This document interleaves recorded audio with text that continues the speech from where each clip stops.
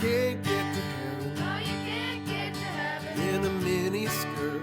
in a mini skirt. 'Cause God don't want 'Cause God don't want no little flirts. no little No, you can't get to heaven in a mini skirt. 'Cause the Lord don't want no little flirts. No, you can't get to heaven in a mini skirt. 'Cause the Lord don't want no little flirts. Welcome to You Can't Get to Heaven in a Mini Skirt. My name is Jessica. And my name is Sarah. And it's a little early in the morning where I am, so I can just tell my voice is like just a little husky. So bear with me. She just smoked a joint. That's why. No. Oh my God. It's okay. Yeah, wake and bake while I'm pregnant. That's the way to do it. yeah, maybe not. I forgot you were pregnant in that moment. Instagram. You can follow us there at Heaven in a Mini Skirt. We're almost at 10,000 followers. Yeah, we would love to get to 10,000 followers. And we'd also love to get more listeners, but we don't really know how to do that. Yeah, that's okay though. Just tell your friends about the pod. Otherwise, we're really happy with all the people that take the time to listen to us. It's quite an honor. So thank you for taking time out of your day to listen to us. And we have a Patreon. We do. Yeah, thank you. Patreon.com/Heaven in a Mini Skirt is where you can support us. We have our bonus episodes on there. There's a pretty big backlog now. So Yeah. you come support us or don't. That's great. If you don't want to support us monetarily, it would be wonderful if you could take the time to rate and review us on whatever platform you're using. That would be amazing. We love reviews and we love ratings, even if they're 1 star. We have some of those, and that's okay. It's okay. Everyone has their own opinion. All right. What are we going to talk about today? What are we going to talk about today? Well, if you open the episode, because it's the title, but we're going to talk about the Book of Esther. We're going to really just be doing a read through and react, which is kind of nice to do sometimes. This book, I've been wanting to do it for a while because it's one of 2 books in the Bible where there's no mention of God. And I just think that's interesting, right? That is interesting. Why would it be in the Bible if you don't mention God? Absolutely. And one of 2 books named after a woman. Love that. Yes. What's the other book? Ruth. Oh, I forgot she had her own book. I was like, she has her own yes. book. She's a big deal. We've talked about it, and I just completely forgot it was her own book. But that, yes, Esther is what we're talking about today. And I have some information on the historical context of it, so we'll talk about that too. And so we're going to open our Bibles today to the Book of Esther. Yeah. So first, do you think the Book of Esther passes the Bechdel test? Oh my God, it's got to. It doesn't. It features 2 women, Queen Vashti and Esther, but they don't actually have a conversation at any point in the story. So, Alrighty, there you go. So there you have it. The Book of Ruth does, though. We have 2 books in the Bible that are named after women, and only one of them passes the Bechdel test. That's insane to me, but okay. That's fine. I got a little thrown off while you were looking that up because I looked at the Book of Esther and I went from the NIV to the ESV just to look at the differences at the very beginning. And in NIV it says King Xerxes, and then in the ESV it says King Ahasuerus. Oh, weird. That just threw me off for a second. I was like, okay. I have NLT opened, and it says King Xerxes, but then there's a little footnote that says Hebrew Ahasuerus, another name for Xerxes, also throughout the Book of Esther. Xerxes, blah, blah, blah, blah. Okay, so it's just the same guy. Okay, cool. Same guy. All right, we did it. We figured it out. I know there actually was a King Xerxes, but when I looked up the historical context of this book, it's definitely like, this didn't happen. Some people think it's a story. Yes. Other people would say that it's true because there's one character that's historical that's mentioned in it. Is it Xerxes? Yeah. But if you think about that's a very interesting point of view to have, because it's like extrapolating like the story of Santa Claus and being like, well, Saint Nick was a real person, so the North Pole must be real. Like, there must be Rudolph. That's great. Rudolph must be real too. Yeah. You're building an entire story and characters based on just the historical authenticity of one person. But I think what I kind of gathered is that most people do agree that it didn't happen, but it's still an important story in the Bible. See, when I was growing up, it was never communicated to me that it was just a story. Like it was, growing up in evangelical Baptist circles, it was a literal story that had happened. And it was a show of how God can use a woman's physical beauty for his glory. Interesting. Okay. Yeah. I don't have any experience with the Book of Esther. I don't remember. Okay, one thing is that I have a really bad memory. So we're going to start there. Everyone knows that by now. Yes. Anyone who's listened to any of our episodes knows that. But on top of that, I also really just avoided reading the Bible when I was a Christian. I didn't go to that many Bible studies. And if I did, was I even paying attention? Probably not. Right. So that's kind of the whole thing about the Book of Esther and all other books of the Bible for me. So do we want to get right into it? Let's do it. So let's jump into the book. We're going to be reading. I have the NLT open. I feel like What about the Sarah Living Universal Translation, the SLUT? Oh, yes, the Sarah Living Universal Translation. Well, you'll find that when we'll do a paraphrase, because this book is this is 10 chapters. There's a lot of things that we'll probably gloss over because we don't care. And it would be really boring if we just read this to you. So we'll try and make it a little more fun. Can you imagine just reading it? And Jessica before this was like, should I read it? And I was like, no, I want you to go in without any conception of like what happens so that we can have your raw reactions. I also did not reread it. So I haven't read the Book of Esther. It's probably been, I don't know, like maybe like 15 years since I've read it. When did I stop being a Christian? Like it was probably in that time frame. And let's be honest, the Old Testament is... it's fine, but I didn't read it as often as I did the New Testament. I feel like the Old Testament's so metal. Metal? It's just hardcore. What do we mean by metal? Is that something people are saying these days? I think it's like old people say that. Oh, okay. New people say that. I don't know. Hardcore. I don't know what people say. Hardcore. I don't know what anyone says, Sarah. I'm like so isolated as a person. Yeah. If you mean like violent and inappropriate and like... Yeah. brutal and... That's what I mean. And unhinged. Yeah, unhinged. That's probably a better way to say it. Yes. So do we want to get started? Do you want me to... Yeah, so you start. I'm going to open the NIV. If you notice any glaring discrepancies between the NLT and NIV, just like tap, tap. We're going to set the stage. So... Set the stage. Set the stage. So what's happening? So... These events happened in the days of King Xerxes, who reigned 127 provinces, stretching from India to Ethiopia. Cool. He's got a big-ass empire. There's a big banquet that's going to happen.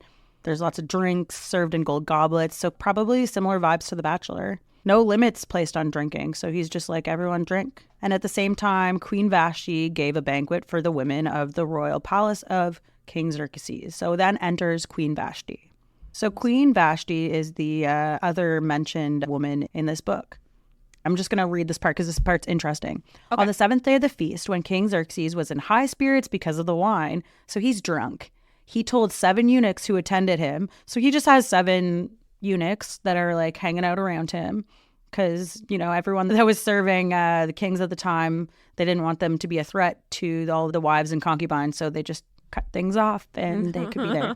So I'm going to just read the names because they're great. We got the 7 eunuchs. We got Mehuman. We got Biztha. We got Harbona, Bigtha, Abagtha, and Zethar and Carcass. I like Bigtha. I like Carcass. I like Mehuman. So the king was like, concubines, bring Queen Vashti to me with the royal crown on her head, because he wants all the nobles and all the men to see how beautiful she is, for she's a very beautiful woman. So we know Queen Vashti is hella hot. Xerxes has had a lot to drink, and he's like, eunuchs, bring her so everyone can see how hot she is. And then when they went, Queen Vashti was like, hell no, she refused to come. And then the king got really mad, and he burned with anger. Okay. Then he had some wise advisors, and he's like, what must be done to her?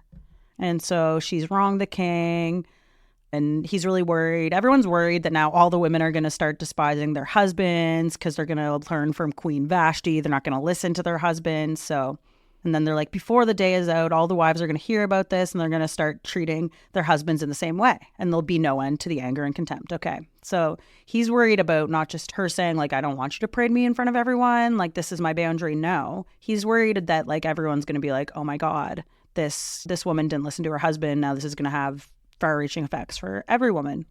So he's really obsessed with this. And then we're going to publish a decree that husbands everywhere, whatever their rank, will receive proper respect from their wives. Oh my God. Wonderful. He sent letters to each province in its own script and language proclaiming that every man should be the ruler of his home and should say whatever he pleases. Great. Love that. Poor Vashti. Poor any woman in the Bible. Yeah. Okay, so chapter 2. I like what it says later when King Xerxes' fury had subsided. He remembered Vashti and what she had done and what he had decreed about her. So now they want to find some young virgins for the king. Beautiful virgins. Yeah. Wonderful. Do you know what a harem is? Yeah. It's where all the concubines live. Yeah. And whoever the young woman that pleases the king is going to be made queen instead of Vashti. So Vashti's not getting killed, but she's getting like demoted. Yikes. Not listening to him as the ruler who can say whatever he pleases. So now there was in the citadel of Susa a Jew of the tribe of Benjamin named Mordecai, son of Jair, the son of, okay, whatever. It's just like the son of, okay, great. The son of Kiss, the son of this. Okay, So he was the adopted father of Esther. gotcha. Took a whole paragraph to say that. Long explanation to get there, but we got there. So she was beautiful, of course. She's being sent to the king, but she's also like not telling anyone that she's Jewish because the Jews were being persecuted. It's quite the process before any of these virgins were allowed to meet King Xerxes. They were prescribed 12 months of beauty treatments. Imagine that, okay? Wow. 6 months with oil of myrrh, followed by 6 months with special perfumes and ointments. Like, what? How does one just, like, why does it take 6 months? I don't know, maybe they need to purge the system. It's so weird. So weird. And then, like, when it's her time to go to the king, she gets her choice of, like, whatever she wants to wear, whatever jewelry. And then she goes to his private room. There's all these harems, okay? There's one harem for, like, the concubines and then one harem for the wives. And the eunuchs are going to bring them. Do you think Me Human will bring them? Maybe. Okay, when the turn came for Esther... Okay, I like it. And in parentheses, it says, the young woman Mordecai had adopted. Yeah, okay, we figured out who she is. This entire book is named after her, but just parentheses. Just referring to her. She asked for nothing other than what Haggai, the king's eunuch, who was in charge of the harem, suggested. So Haggai's a fashion consultant, basically. He has to be. And Esther won the favor in front of everyone who saw her. I think it's pronounced Hegai. Heggai? Hegai? Hegai? Yeah, well, let's say Hegai. Hegai. Hegai and Me Human. Sorry, so good. So Hegai picked out the perfect outfit and she was ready to go. And the king was attracted to Esther more than any other woman. Great. He set the royal crown on her head and made her queen instead of Vashti. Shit. Okay, so Esther's queen. All right. And she's an undercover Jewish woman. So she has to keep her background and nationality a secret. Okay. And then, this is where it gets a little spicy. So Mordecai, because Mordecai's like working at the king's gate and he's hearing the plots. Big Thana and Teresh are guards of the king's private quarters and they're angry at him and they want to assassinate the king. But Mordecai, so he heard about the plot and then he's like, Esther, I got some tea. These people want to assassinate the king. And then there's like a big investigation that's made and we find out Mordecai's story is true. Look at verse 23. And then when the report was investigated and found to be true, the two officials were impaled on poles. Mine says they were impaled on a sharpened pole. Ouch. Owie. And then it was recorded in the book of the king of... Okay, I wonder if this is an actual book. The Book of History of King Xerxes' Reign. That's like a very sus title. Or like maybe if we add this in, it sounds more... I think that's the problem is that literally the only thing that is authentic about this is that King Xerxes was a king. Like, there's no evidence that there was ever a Queen Esther or Mordecai or anything. No. Okay. Okay, we got to get to chapter 3 now. Yeah. Okay. Then there's the plot against the Jews. So Haman is the son of Hammedatha. We don't really care, but he's one of the king's officials who's been promoted. And like, so there's Haman and Mordecai's like, I don't want to bow to you, Haman. And then Haman's all pissed and he's like, let's kill all the Jews. And okay, a little extreme there, Haman. So Haman found out that he's a Jew and he's like, let's destroy all the Jews throughout the empire. And then so Haman went to King Xerxes and he's like, there's a certain race of people scattered throughout all the provinces of your entire thing that keep themselves separate from everyone else. Their laws are different from any other people and they refuse to obey the laws of the king. So it's not in your interest to let them live. This is why I love that we can live in a society that's pluralistic. Well, sometimes. We shouldn't be wiping out. We should aim to try to live in a society that's pluralistic. I Yeah. wouldn't say that everyone on earth is following that. Right. That's the goal. That's the goal. And so the king's really a critical thinker here. He's just like, okay, cool. Yeah. That's why he has advisors, so he doesn't have to think. Other people think for him. Yeah. And the king just says the money and the people are both yours to do as you see fit. And he's like, okay. The king sends another decree. First, it was like, wives, obey your husbands and do whatever they say that pleases them. The next decree is like, okay, all the Jews must be killed. And we got to specify women and children must be killed as well, young and old, slaughtered and annihilated on a single day. And that's scheduled for March 7th. Okay. I like how he specifies the day. You got a little bit of time till it happens. And the property of the Jews will be given to those who kill them. Ooh, this is not good. So he signs a decree, and then Haman sent down to drink. Of course, he's going to drink. But then, like, obviously, it's saying the whole city fell into confusion. It would be confusing if you're like, let's just kill everyone. And so Mordecai hears about this, and he does what one does when they hear about that kind of thing. And he tore his clothes, and he put on burlap and ashes, and then he was crying and loudly wailing, which I'm sure like that was a thing that you did back in the day when you heard that there was a genocide, an impending genocide coming on March 7th. So he fasted and he wept and he wailed, and everyone's with ashes and burlap. I wonder where they got all the burlap from. I'm just picturing people walking around in potato sacks. Yeah. So Queen Esther's maids and eunuchs. So Queen Esther she has moved up the ranks. She now has her own eunuchs and her own maids. They told her about Mordecai, and she's deeply distressed because she's not telling anyone she's Jewish.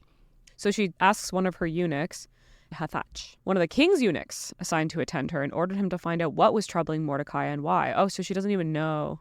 And then Hathach tells her this is what's happened, like the exact amount of money that Haman promised to pay into the royal treasury for the destruction of the Jews. And so she finds out the message, and then Esther told Hathach to go back and relay this message to Mordecai. All king's officials and even the people in the provinces know that anyone who appears before the king in his inner court without being invited is doomed to die unless the king holds out his golden scepter. And the king has not called for me to come to him for 30 days. And then Mordecai, so this is like they're basically sending a text message, except it's through the eunuch. And then Mordecai's like, well, don't you think like it's probably a good time for you to do this? Because if not, all of us will die. And if you keep quiet, we'll all die. So this is the famous line. Who knows if perhaps you were made queen for such a time as this? So people saying like you were put in blank for such a time as this. This is a quote that's used a lot within Christian circles. Oh, really? Okay. Yeah, that's kind of the famous line. And then Esther sends back the message and she's like, okay, get all the Jews together, tell them not to drink or eat for 3 days. They're going to do some fasting. And my maids and I are going to do the same. And then, though it is against the law, I'm going to go see the king. And if I have to die, I'll die. That's really brave. Very brave for Esther to be willing to die to save her people. Okay, so the third day, she's like, okay, I'm going to go into the inner court. And if he accepts me to come, he'll hold out his golden scepter. If he doesn't, he'll kill me. Sounds like a healthy marriage. So Esther approached and touched the end of the scepter. And the king said, what do you want, Queen Esther? What is your request? I will give it to you, even if it is half the kingdom. He really likes her. Wow. Yeah, and she just is like, let the king and Haman come tomorrow to the banquet. I will prepare for them. And then I'll answer the king's question. So she's like, I'm being a little sneaky. We're going to get him drunk. Okay. They're drinking wine. They're having a great time. And he's like, so what's up? Do you want half the kingdom still? Like, that's a big, that is like a big thing. It's a, Do you want this? It's 127 provinces here. She's like, I have this like, this thing that's really important and I'll ask, but you need to, she's being like very cryptic about this. She's like, I'll explain. You got to bring Haman and yourself to the banquet. And we're going to drink and then I'll explain.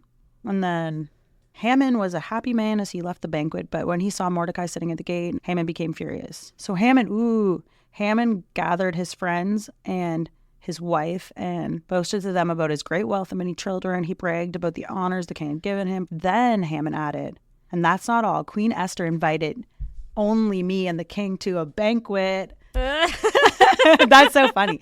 She invited me to dine with her and the king again tomorrow. But this is not worth anything if I see Mordecai the Jew sitting there at the palace gate. He really hates Mordecai. So Haman's wife, Zeresh, we love sharpened poles. She suggested set up a sharp pole that stands 75 feet tall, and in the morning ask the king to impale Mordecai on it. When this is done, you can go on your merry way to the banquet with the king. This pleased Haman, so he ordered the pole set up. Wow. Zeresh. There's another woman mentioned by name in this story. It's so progressive. The king's having some trouble sleeping, so he ordered for somebody to read him a storybook. Or no, he ordered for a book so that he could read it. To record his reign, to be brought in to read to him. It was found recorded that Mordecai had exposed The plot. Okay. Wow, that is like good timing. So he's like, did he ever get a reward? And they're like, no, nothing's been done for him. Who's that in the outer court? Who's outside? And they're like, oh, it's Haman. He has like a 75-foot sharpened pole that he's going to impale Mordecai on. And then he's like, Haman is out of this court. Wow. So he's like, fuck him. King Xerxes is like, bring Haman in. He said, what should I do to honor a man who truly pleases me? And Haman is thinking, the king is like thinking about Mordecai, but Haman is thinking, oh, he's talking about me. So he came in and he says like, if you want to honor someone, you should put him in your own royal robes and have him have a special horse that you've written that has a special emblem on it. And then like, he's going to have the horse and the emblem and he's going to get to do whatever he wants. And it's going to be a great honor. He's like, the king is like, all right, Haman, can you please take this horse and robes to Mordecai the Jew? And then it says like Haman just does it. He doesn't. I wish that we got some of Haman's internal monologue here. But then we get Zeresh. Zeresh is like ripping Haman a new one. So when Haman told his wife Zeresh and all his friends what had happened, his wife and his advisor said, since Mordecai, the man who has humiliated you, is a Jew by birth, you will never succeed in your plans against him. It'll be fatal to continue opposing him.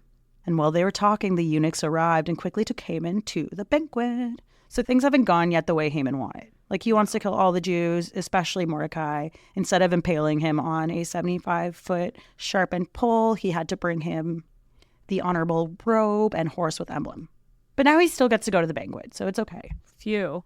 So they're at the banquet. They're drinking wine. And they're like, Queen Esther, like, what's up, girl? You're being so cryptic. Can you tell us what's going on? Again, I will give you half of the kingdom. Yeah, if we needed to know, he will. So Queen Esther answered, if I have found favor with you, your majesty, and if it pleases you, grant me my life. This is my petition, and spare my people. This is my request. For I and my people have been sold to be destroyed, killed, and annihilated. If we had merely been sold as male or female slaves, I would have kept quiet, because no such distress would justify disturbing the king. And Xerxes said to Esther, who is he? Where is he, the man who has dared to do such a thing? Oh, here it says who would do such a thing. King Xerxes demanded, who would be so presumptuous as to touch you? And then she points to Haman. She's like, Haman. The wicked Haman is our adversary and our enemy. Haman grew pale with fright before the king and queen. Then the king jumped to his feet in a rage and went out to the palace garden. But wasn't the king like, this is fine about the Jews?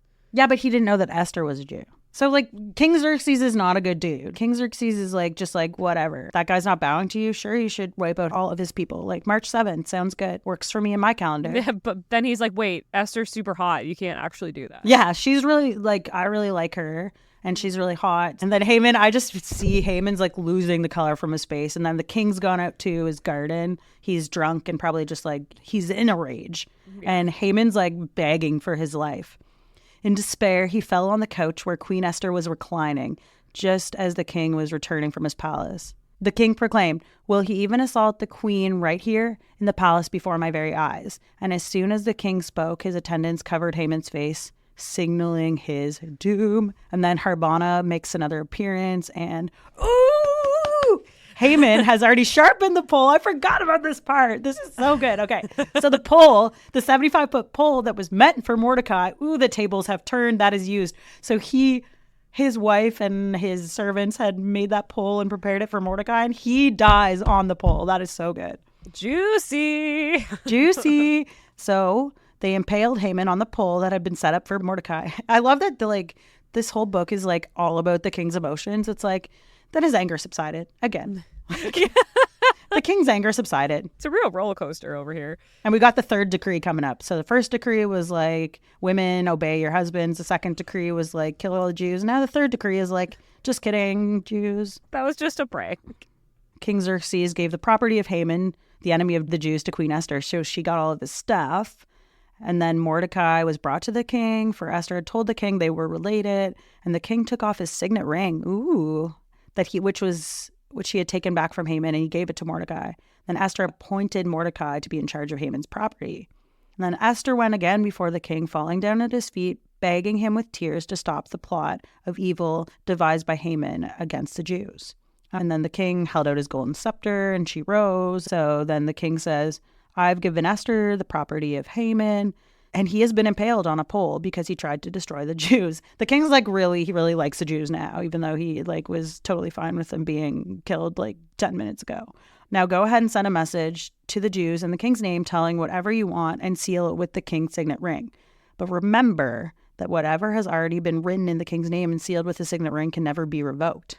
So the decree gave the Jews in every city the authority to unite and to defend their lives. They were allowed to kill, slaughter, and annihilate anyone of any nationality in the province who might attack them or their children and wives and take the property of their enemies. So they were allowed to Defend themselves, whereas defend before they themselves. weren't, apparently. And then All Mordecai's fancy, and he's wearing a royal blue and white robe. And the Jews were filled with joy and gladness. They rejoiced. They're a celebration because now they can fight back. Oh, it says, and many people of other nationalities became Jews because the fear of the Jews had seized them. That's what it says. And so on that day, in chapter 9, verse 1, we jumped to March 7th. 2 decrees were put into effect. On mine it says the 13th day of the 12th month, the month of Adar. Well, obviously, like, they don't use the Gregorian calendar like we do. So I think this is just making it so. Like, if we were using the Gregorian calendar, that would be March 7th kind of thing. Yeah, I think it's called the Gregorian. I don't know who Greg is, but he made a calendar. Greg. I know that that's not the whole story, and that's probably not how it would be, but who cares? We could Google it, but it's more fun to just not know. Yeah. Okay, moving on from Greg. So the 2 decrees came into effect. The enemies of the Jews hoped to overpower them, but the opposite happened. The Jews all gathered. Mordecai had been promoted, and he was all famous and powerful. So the Jews killed and annihilated their enemy. They killed 500 men. They also killed, just because I love names, Okay. Parshandatha, Dalphon, Aspatha, Poratha, Adalia, Aridatha, Parmashta. Like, these names are gold. I like these names. Yeah. And then they came to Queen Esther and they're like, we killed 500 men. And she was like, if it pleases the king, give the Jews the right to do it again tomorrow. And let the bodies of Haman's 10 sons be impaled on the pole. Aw, Girl. Jesus. girl. Like, we don't know if his son, like, it didn't even mention his sons before. I know. We probably shouldn't escalate too much here. So the king agreed and decreed and was announced. And then they impaled the bodies of Haman's 10 sons and killed 300 more men on March 8th. Cool. All right. Cool. And then meanwhile, the Jews throughout the king's provinces had gathered together to defend their lives, and they killed 75,000 more people who hated them. Okay, that's a lot more than 500. I was going to say 500 doesn't feel like a lot. Now we're up to 75,000. Okay. Yeah, across all 127 provinces. They've specified a couple times that they did not lay their hands on plunder. I just want to That's say. good. And then they celebrate it with feasting and gladness. Okay. So Purim is established. So it's a festival every year. They're like, every year we're gonna celebrate this, and then we go to the last chapter is pretty short. And then it's basically like King Xerxes was like, I'm great, and can you write more of this in the history book that no one knows if it exists or not? And all the Jews really liked Xerxes, held him in high esteem because he continued to work for the good of their people. It's just because he liked Esther. Yeah, I don't think he actually cared. yeah, but this shows that like God can use physical beauty as a way to. That's the lesson. That's a lesson. I'm gonna try and find like any bios like from the Bible. Like, okay, this article sounds fun. Physical beauty, it's called. It's on Pastor Russell McKinney's blog. When I think of physical beauty in women, I think of the Bible's Esther. She won a national beauty contest and became queen. She saved the entire Jewish race. This shows that God can use physical beauty to accomplish his work. Unfortunately, Satan can use it to accomplish his work too, right? Where does Satan come into this? Hey, every pornographic film, dirty magazine, scantily clad model, and sex object, singer, or starlet is evidence of that. These all feature prime examples of beautiful women who are using their physical beauty to entice men's lust. And then he compares it to the Proverbs 31 woman. And so the real issue, how will a woman use her beauty during those years in which she has it? Will she be an Esther who uses it for God's glory, or will she use it to tempt, entice, and allure and manipulate men to accomplish the devil's purposes? Wow. Yeah. Okay, we just read this. Like, we just read it. And I never would have thought that to be the lesson No. to get from this was, all right, let's just find another way to control women through the Book of Esther. And I think it's like, yes, she was beautiful, but she also, like, I think it's more about when you're in a position of power, using your position of power to advocate for those people that are marginalized. And I think that as well is an interpretation that I came across, which was like, Esther is brave and her willingness to risk her life, she's virtuous. So there is another interpretation that it's like, you should be brave in the face of persecution and danger. I think the beauty thing is really interesting because at this point, we've read quite a few female-centric stories. But when I think about Esther and the Proverbs 31 woman too, as well as like Deborah the judge, like these are bosses. Like these women are badass.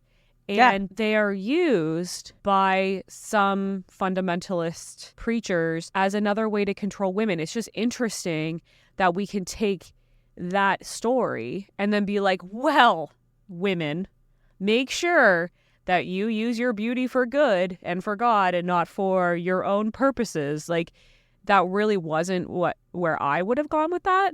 I would have said this is a brave woman who, in the face of danger, persecution, really stood up for what she believed in and tried to help her people the best she could. Yes, she was beautiful and she had gained favor with the king. But you're right, Sarah, like what she did with that power was more important than her physical beauty at that point. And I mean, to play devil's advocate, like I don't love that she was totally fine with like impaling the 10 sons of Haman on the pole. But maybe they were co-conspirators. Like, I don't know. Those are just parts of the Old Testament that are just so violent. And they really glossed over that too. It was like one line. It's a whole culture of violence. And I mean, I think that is the dichotomy you get with humanity, right? Like, we want to protect our in-group, but then there is so much violence that goes on when we have those differences. Mm-hmm. And we're seeing that today still, obviously, throughout the world. Yeah. Do you want to just talk about some things I looked up for the historical authenticity? Yeah, and then after that, we can check out what people posted on our Instagram post as comments for Hell yeah. Esther.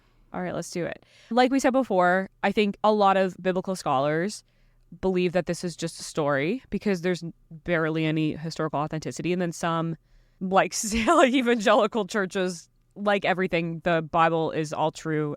Everything is true in the Bible, right? Yeah. So basically, the depiction of Xerxes and his court aligns with some historical accounts of Xerxes, but there's a lot of discrepancies too. The Persian Empire, it does align with what is known in historical records, like how the court works. So they are like, okay, the person who wrote the Book of Esther has accurate knowledge of the court in Persia at the time. Right. Okay. So it was like probably written at the time. Yeah, that's what it seems like. The thing is that there's no records of Queen Esther, Mordecai, or any of the events that are described in the Book of Esther. And because of that, I think a lot of scholars just view the Book of Esther as more of a novel to convey like a moral or theological message. Like a parable, kind of? Like a long, long parable. Yeah, and I feel like that's okay. Like, if I were a Christian, that would be fine to just say, like, it doesn't need to be completely accurate. It could just be a story that is saying, like, you should have bravery in the face of persecution. It's basically the genealogical references and timelines within the book are, like, made up. You know, this person's the son of this person, this person's the son of this person. I can see how people would interpret it as more historically authentic, though, where it has those really specific details. And then you're kind of like, why? Like, why? Well, I think it's like, okay, the setting is real, but there's like characters that are not real. And I don't know like the point of why they would write this other than being brave and I guess using your beauty for good or whatever. Wasn't it controversial to even have it included in like the canon of scripture? So Martin Luther called the Book of Esther, quote unquote, less worthy of being held canonical than any other writing in the Old Testament. And he put it on a list with 11 Maccabees for books that Judaize too much and contain much pagan naughtiness. Ooh, pagan Whoa. naughtiness. What does that mean? I don't know. Maybe it was the impaling of people on poles. He's like, I can't handle this. Pagan naughtiness. So- I don't remember any pagan naughtiness happening in the Book of Esther, but cool. I feel like there was more pagan naughtiness in like the story of Jezebel. So he said, I am so great an enemy to the second book of the Maccabees and to Esther that I wish that they had not come to us at all, for they have too many heathen unnaturalities. The Jews much more esteemed the book of Esther than any of the prophets, though they were forbidden to read it before they had attained the age of 30 by reason of the mystic matters it contains. Oh, how fond they are of the book of Esther. The Jews much more esteem the book of Esther than any book of the prophets. So he didn't like that they... Esteemed this book at all. So do you know what else is interesting, Sarah? What? Is that Esther is the only book in the Old Testament that wasn't found in the Dead Sea Scrolls. That is very interesting. Okay, so they're also called the Qumran Scrolls. Okay. So basically, fragments of every single Old Testament book was found in the scrolls. There could be like a few reasons why the Qumran people that I guess created the Dead Sea Scrolls may have rejected Purim and the Book of Esther because it was a late addition to Jewish tradition. It says Esther, a Jew, married the Persian king. The conservative community of Qumran may have found that repugnant. And it also doesn't reference God at all. So maybe that's why. Neither does Song of Solomon, I guess. So the Dead Sea Scrolls are just like specific books from the Qumran people that are also in the Old Testament. So I wonder if they just were like, we don't like this book. We're like Martin Luther and we don't like it. So we're just not going to include it. But that's an interesting little fact. Just a quick little note that Esther is not mentioned in the Book of Mormon or in the Quran. And those are two books, obviously, that were written after the Bible that oftentimes will reference certain characters in the Bible because they're also Abrahamic religions. Do you want to talk about the fact that God isn't mentioned and how Christians and I guess, well, we're going to talk specifically about Christianity here. I was reading a little bit about this, like why would they be okay with a book that doesn't mention God in the Bible? And a Song of Solomon also doesn't mention God. And one of the reasons why, for Song of Solomon, one of the reasons why many Christians are okay with it is because they view it as like allegorical with Christ and the church, kind of that beautiful, submissive relationship. For Esther, they kind of view it as how we can see God controlling events without like radical, huge miracles, but like God being the orchestrator behind the scenes. And it does mention that they were fasting, and it's assumed that's also like praying and fasting and to see what God wants, even though that's not explicitly mentioned in the Book of Esther. Yeah, that's the interpretation, is that like, oh yeah, we're not going to mention God, but he's the one who created all of these events to happen. And I mean, I think the book also plays into the sort of like Zionist narrative that like the Jews are God's chosen people and special and set apart from all other people. And Jews have been a population that they for thousands of years have faced persecution, 100%.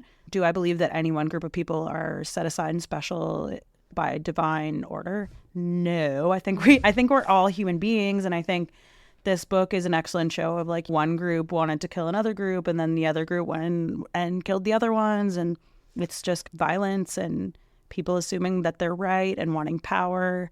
And we see this same narrative played out again and again throughout history and current day. This is why democracy is good. This is why pluralism's good. in conclusion, Yeah. And that's one of the goals we have for this podcast, being able to talk about different points of view and I'm thankful that we have the space to be critical of certain concepts within religion and within society, and, the space to also hear from people who disagree with us and have people on that disagree with us. well, it's all about finding common ground with people. It's really not that hard, to be honest. It was hard for Haman, It was hard for Haman. Well, but he got impaled on the thing that was the irony there was pretty good. I quite enjoyed that. do you want to read what you posted? So Sarah posted on our Instagram. I kind of like that you do this. It's kind of fun to hear from the listeners, or I guess the followers on Instagram, what they thought about certain things, so we can talk about it on the pod. You said we're recording an episode this weekend on the Book of Esther. Please spam us with your facts, thoughts, and stories from your evangelical upbringings. We had some good comments. Someone just said VeggieTales. And yes, I absolutely remember the story of VeggieTales.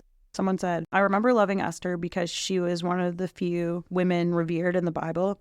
At some point, I realized God was never mentioned in the whole book, but it was explained always by someone. Mordecai telling her, perhaps you were born for such a time as this, was attributed to God put you here for this purpose. And then someone else said, I loved Esther growing up, mainly because it's one of 2 books in the Bible named after a woman, but I was always disappointed in the physical expectations the book had on women. Be a virgin, undergo 12 months of beauty treatments, act a certain way, speak a certain way, be sexy but not slutty, etc. Yeah. Sexy, not slutty. The way Vashti was portrayed in a bad light because she didn't respect the king, they made her seem like an unsubmissive wife and completely ignored that he wanted to parade her naked in front of all of his friends, and she should have been able to refuse that. Also ignoring that he probably killed her for it too. And how the story of Esther is used to emotionally manipulate and mobilize us, especially young people, because we were born for such a time as this. That's true. The unsubmissive to the submissive wife, like using the right language in front of men, making sure that the man is, you can manipulate him, sure, but you have to be submissive while you do it. When the women are prepared with myrrh, do you think that was for contraceptive purposes? Ooh, that's interesting. Would they? Okay.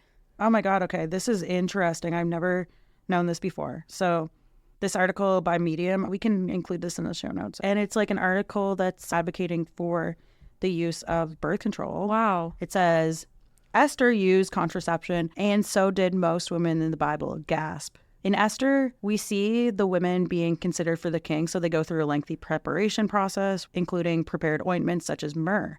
Myrrh, a known contraceptive of the time. We see myrrh used in Esther to prepare women for their time with the king. Essentially, they're saying that this process was longer because it coincided with the female menstrual cycle in an effort to introduce contraceptives at a lower dose. Okay, so the myrrh was used as birth control because the king did not want to have a bunch of babies with people that were not from the royal line, aka concubines. So I'm going to look up if myrrh is actually, now that we're down this rabbit hole, I'm going to look up is myrrh a form of birth control, like if it's effective. Yeah. I'm not suggesting that anyone go on myrrh. No. I know we're not in Gilead yet, but this knowledge might be helpful. It's all natural. In ancient Greece, plants such as Queen Anne's lace, willow, pomegranate, and myrrh were used as contraception. Recent studies have confirmed the effective birth control properties of many of these plants. Now we're on history of birth control. In the preparation period for the king, the potential wives anointed themselves with myrrh and aromatic herbs for 1 full year. And so myrrh was known as a contraceptive at the time. In the writings of Cyranus of Ephesus, a Greek physician, he said that it was used as an abortifacient, preventing implantation of fertilized eggs. That is really interesting. And that it's interesting, the implications of that with the Catholic Church, because I know that the Catholic Church and many Protestant churches are against birth control. Yeah. Allow God to open and close the womb as he wills to have a quiver full, right? Yeah. Another perfect way to control women is just to keep her pregnant. And as a pregnant lady right now, I don't have the energy to fight back. So I get it. I think one of the most interesting things about this, though, is that so often midwifery and the knowledge of the female body, all of this knowledge was passed down through women, and we don't see that talked about a lot in history because women weren't the ones writing history. So I think that narrative, when I was growing up, it was always oh, so they would smell nice for the king. It was never Yeah, so And it's 12 months it takes him to smell nice for the king. yeah, you're probably really gross, you must have lots of fungus or something if you're but it makes sense that would be the process for birth control. That makes way more sense from that standpoint. And it's just funny the way that it's communicated to us when we're growing up. Because clearly my pastors weren't thinking about maybe women wanting to not be pregnant. See, that's the issue here, is that the interpretation that you got, Sarah, at church is just so different than biblical scholars' interpretation. There's so many different themes in this, it's probably not true. It's more than just about her beauty. It's more than just about her smelling good. Like, there's more to this. And so when I think about that, I think about every other book of the Bible that is just being interpreted in a specific way for a specific purpose. So I'm going to kind of move on to something really cool. It's kind of an aside, but just this knowledge that women have carried and passed down for years. Like, there was a bone, the Ishango bone, and it's 22,000 to 28,000 years old. And it has like markings in the bone, and they, based on the amount of markings, it's like thought that was women tracking their cycles. And so women, because our cycles on average are around 28 days, like women have the unique power to be able to track time that men obviously didn't have. And so like, it's really cool that so many things would be tracked around like a woman's cycle, and she'd be able to keep track of time in that way. How did men become in charge, other than the fact that they're just physically stronger than women? I mean, I think pregnancy makes women extremely vulnerable, right? But we do end up banding, you know, especially in history, banding together and helping each other. But I guess it just distracts, right? It distracts from leadership because we're raising the kids. This is also an aside, but one of the reasons why like humans we're called Homo sapiens, but there is big debate now if we should be pan sapiens or if like chimpanzees should be called Homo, if they should be part of the Homo genus or we should be part of the pan genus because we're genetically very similar.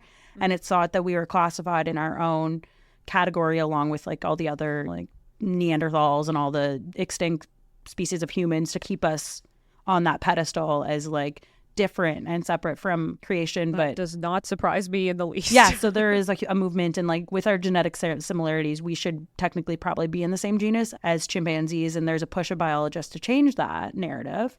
But I find it interesting looking at the two species within that genus, like looking at bonobos and chimpanzees. And I know we've talked about this before, but one of them is like patriarchal, the other one's matriarchal. So the bonobos, women are in power, and there's less violence. There's a hell of a lot more sex, and like the male bonobos, their status is to do with their mother and her status within the group. And then like chimpanzees are a lot more violent, and it's patriarchal, and it's all, the status is all to do with like the alpha male within the group. And I feel like humans are we're a little bit of both. Well, I think it's also just our consciousness as well. As like, I really think just the way that society seems to be structured is that we are obviously patriarchal, but we're trying to use our brains to be like, this doesn't make any sense. I think that's why people are like, oh, we're going against our instincts and our nature. And I'm like, just because it's the way things are doesn't mean it's the way things need to be or should be. And if it's our quote unquote nature, doesn't mean it's right.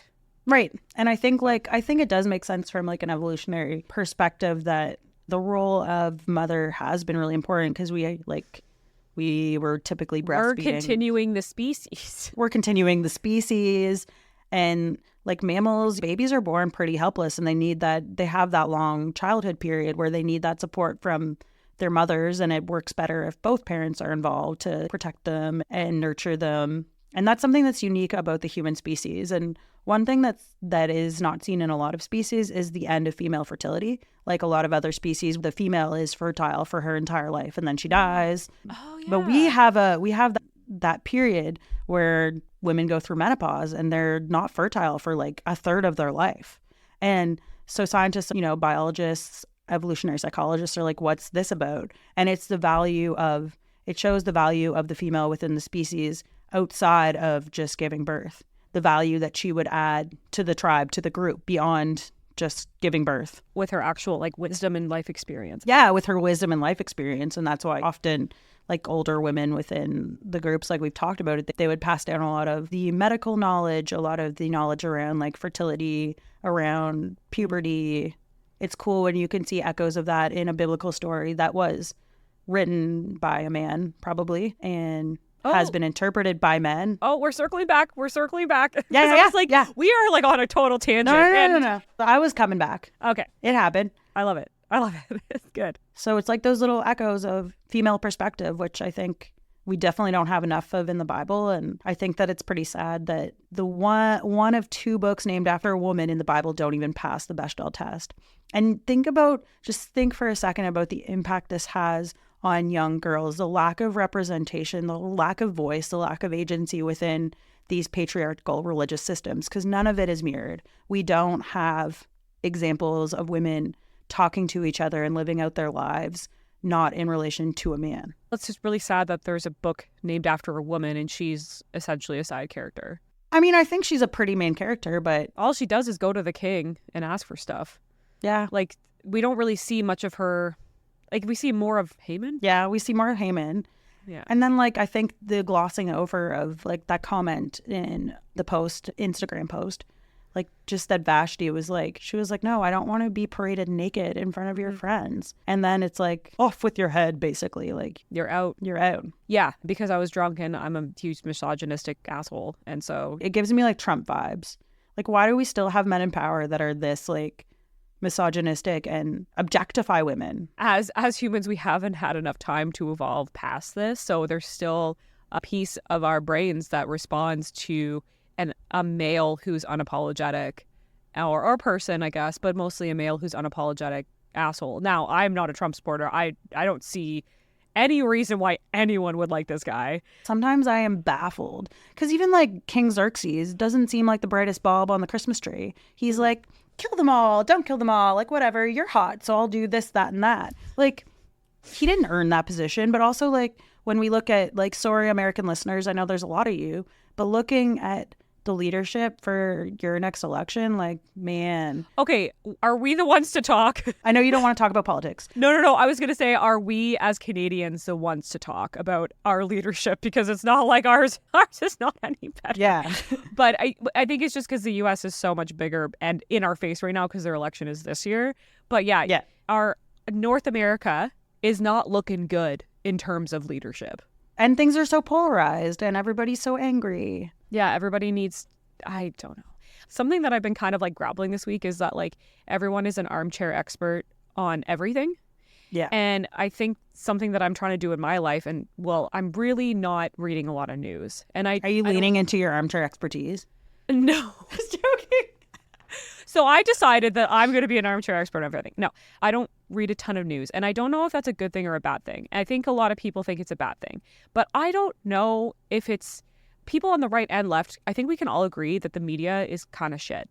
Like, there's good media and then there's media that's just trying to get clicks. And a lot of it is inherently biased, right? Yeah. I mean, an issue that we have in Canada is like we have like, and I don't know if you agree or disagree with this, but we have government funded news, which is kind of like, I don't know. I'm reading 1984 by George Orwell right now again. I'm rereading it. Such a good book. I need to reread that. This is my second read through. So as soon as you said government funded, I was like, oh yeah. But yeah, news.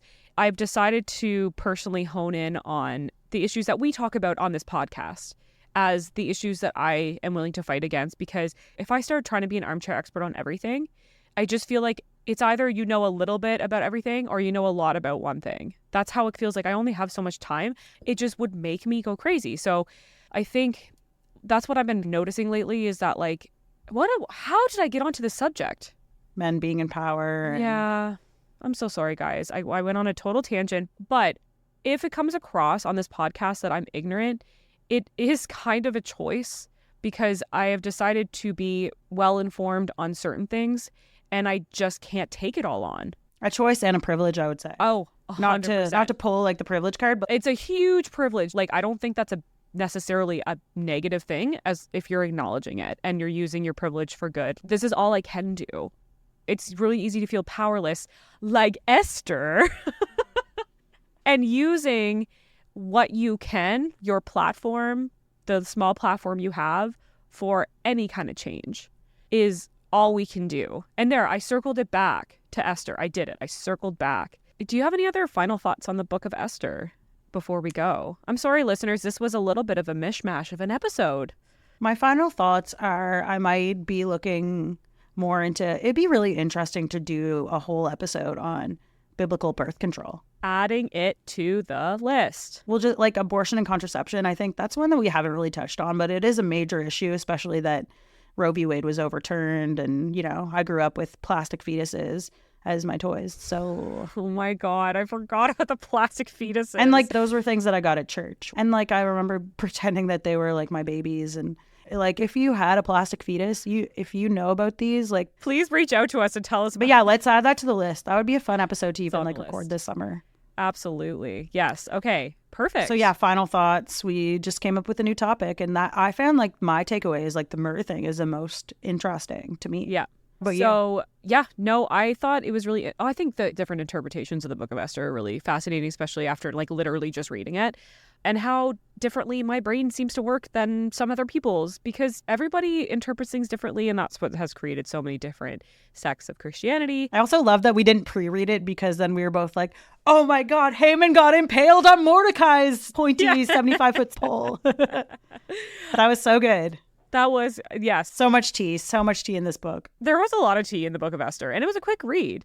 So we already did a story time with Sarah because we read an entire book of the Bible. Yeah. But do you have a shout out today, Sarah? Shout out. Let's make it pride themed. Do you have any queer creators, Jess? Well, that's the problem, is that I copped out so bad last time. You can't say me again. You can't say me. No. I have somebody who's not in the Christian world that I've recently discovered that I really like, who is... So Mae Martin is a comedian. Love Mae Martin. I know. They're so funny. So Mae Martin they're non-binary, they're a comedian, and I just love stand-up comedy. It's my absolute favorite thing in the whole world. They're so funny, and their show's so good. I know. And so also I love the Handsome podcast. And I know the Handsome podcast is huge. But like, if you are looking for a fun podcast with queer people, because it's all queer people that are in it, it's queer comedians, it's literally the best podcast in the world, and besides ours, of course. And I do want to shout out Mae, because every time I go on Instagram, which isn't super often, but I always see their posts, and they're really advocating for trans rights, and they're Canadian, so shout out to Canada. That's my shout out. I have like one creator that I really like. His name is Josh Sepps. Have you heard of him? Have I talked about him before? You've heard of him, or I've talked about him? You've talked to, I know who he is because you've talked about him. Yeah, so he's an Australian journalist, and he has a podcast called Uncomfortable Conversations, and it is so good. And okay, so he was the guy that was on Joe Rogan, that when Joe Rogan like had some COVID misinformation, he's like, you're actually wrong, and it's like, oh, okay. He was that guy that went viral. And so Josh, he's married to a man, and his husband, Sean Sepps, has a really cute podcast called Come Out Wherever You Are, and it's all like interviewing people that have come out. And Sean Sepps is American, and I really enjoy both podcasts. Like, one of them, you're getting like controversial ideas and like people being able to have dialogue, which I love. And then the other one is just like awesome stories of people coming out. So check out Josh and Sean Sepps. We will link their Instagrams and their podcasts in the show notes. Okay, perfect. I think that's it. That's a wrap. That's a wrap on that. That's a wrap on Pride Month for our episodes, too. And if you like heterosexual sex, make sure not to use myrrh at home. Do not try this at home, kids. Do not. For the love of God, people. If you have opposite gametes to your partner, don't use it as birth control. Yeah. If you have the same, what did you call it? Gametes. Gametes, then you don't need birth control at all. And isn't that nice? Actually, birth control can be used for a variety of other reasons, Jessica. Oh, okay. Such as acne or menstrual pain. Yes. Bye. Love you. Peace out. know you can get to heaven.